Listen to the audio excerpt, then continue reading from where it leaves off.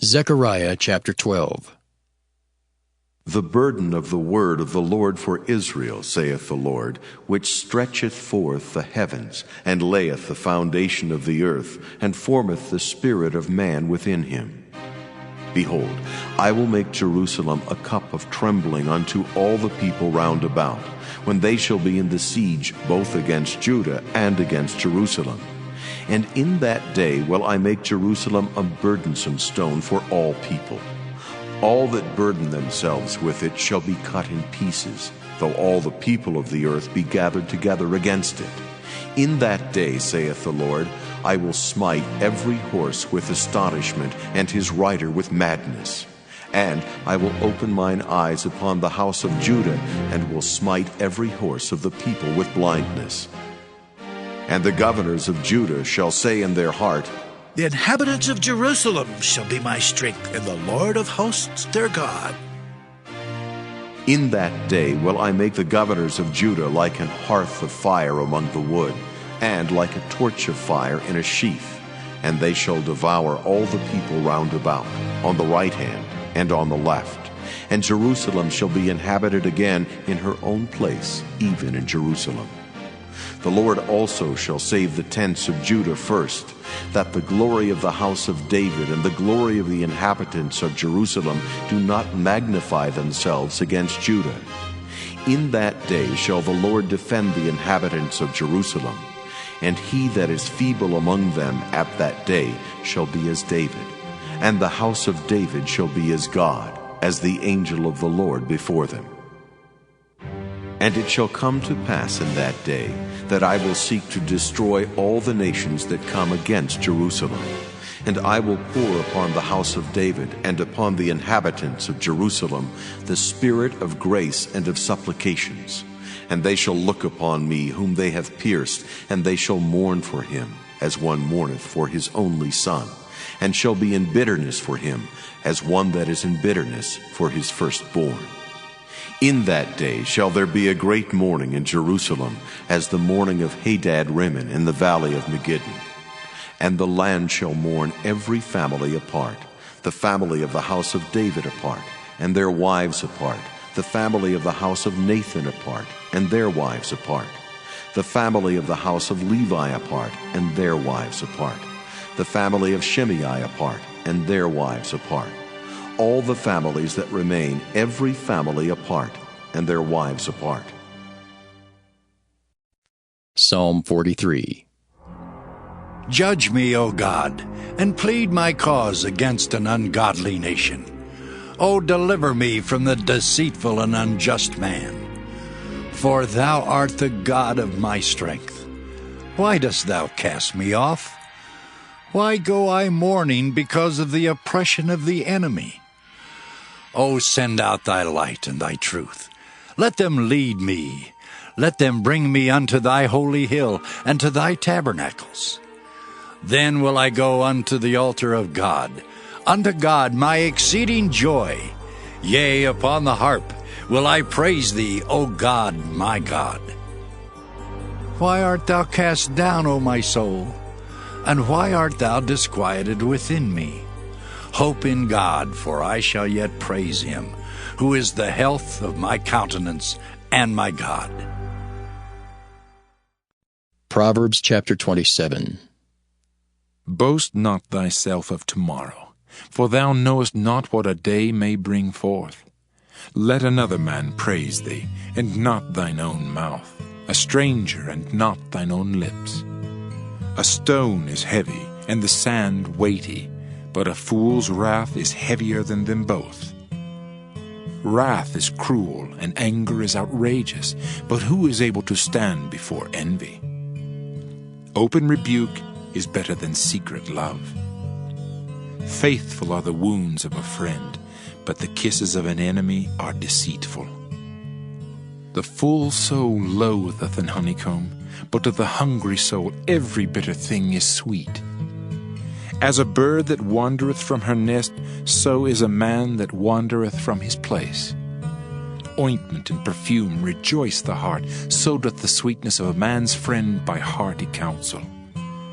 Thine own friend and thy father's friend forsake not, neither go into thy brother's house in the day of thy calamity, for better is a neighbor that is near than a brother far off.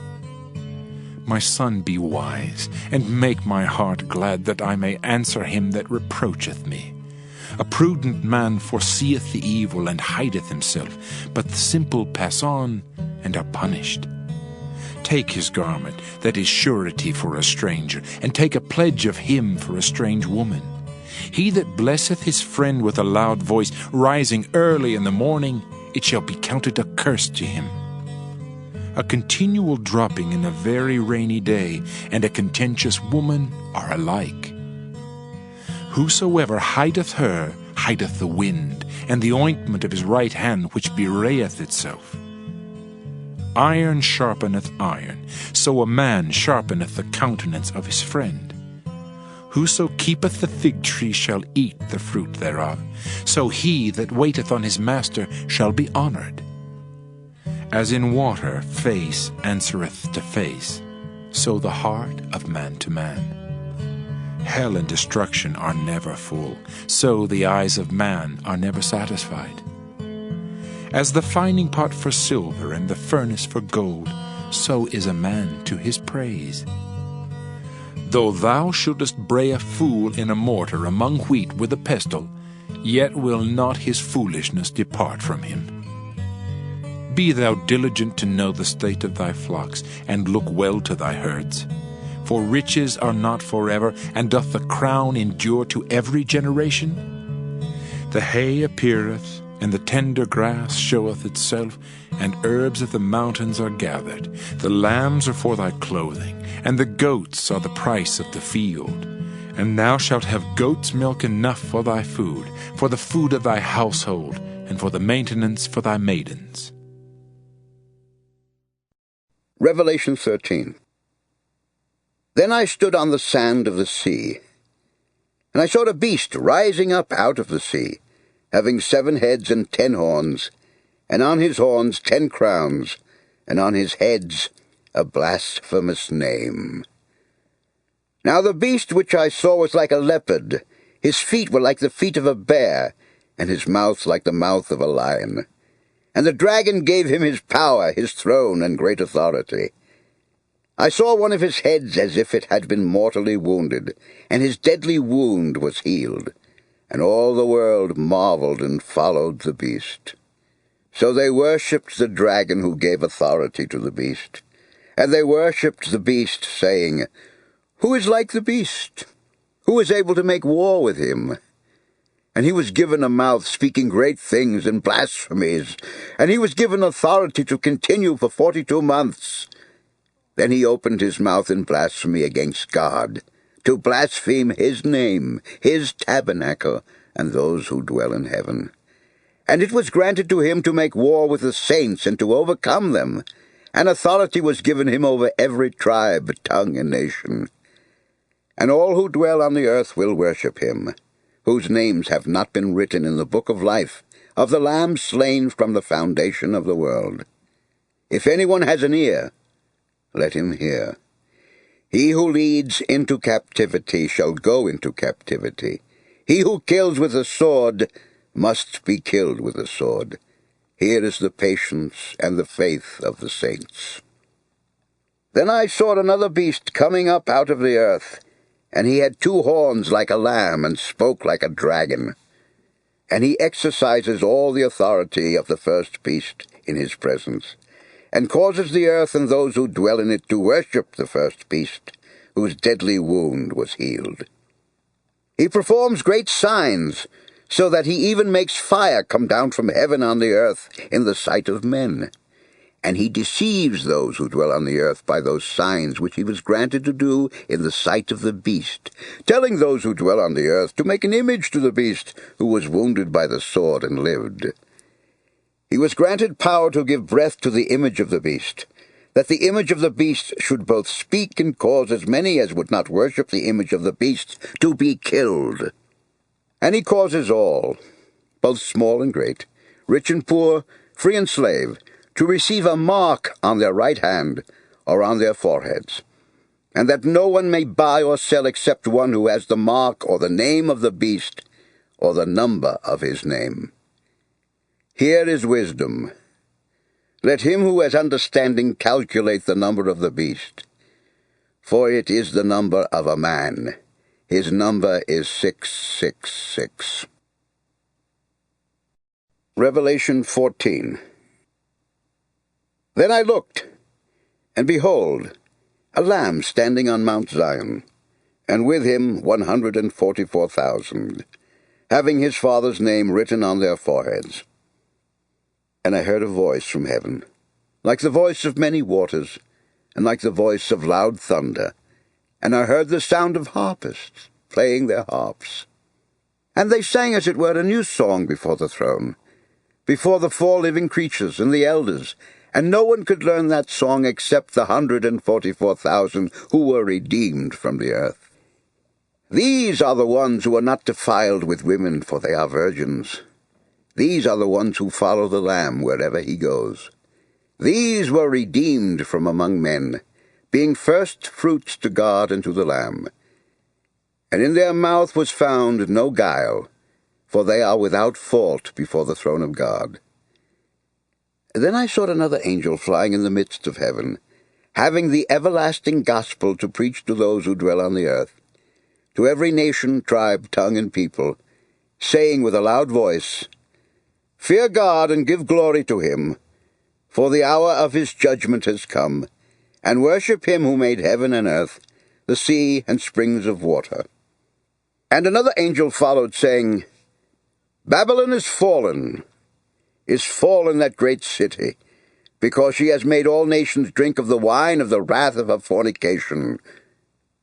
Then a third angel followed them, saying with a loud voice, If anyone worships the beast and his image, and receives his mark on his forehead or on his hand, he himself shall also drink of the wine of the wrath of God, which is poured out full strength into the cup of his indignation. And he shall be tormented with fire and brimstone in the presence of the holy angels and in the presence of the Lamb. And the smoke of their torment ascends forever and ever, and they have no rest day or night, who worship the beast in his image, and whoever receives the mark of his name. Here is the patience of the saints. Here are those who keep the commandments of God and the faith of Jesus. Then I heard a voice from heaven saying to me, Write, Blessed are the dead who die in the Lord from now on. Yes, says the Spirit, that they may rest from their labors, and their works follow them. And I looked, and behold, a white cloud, and on the cloud sat one like the Son of Man, having on his head a golden crown, and in his hand a sharp sickle. And another angel came out of the temple, crying with a loud voice to him who sat on the cloud, Thrust in your sickle and reap, for the time has come for you to reap, for the harvest of the earth is ripe. So he who sat on the cloud thrust in his sickle on the earth, and the earth was reaped.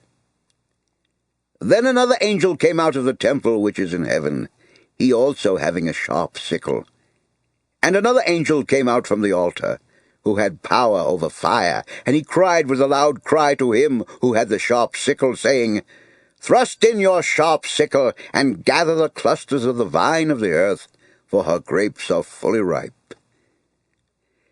So the angel thrust his sickle into the earth, and gathered the vine of the earth, and threw it into the great winepress of the wrath of God. And the winepress was trampled outside the city, and blood came out of the winepress up to the horses' bridles for 1,600 furlongs.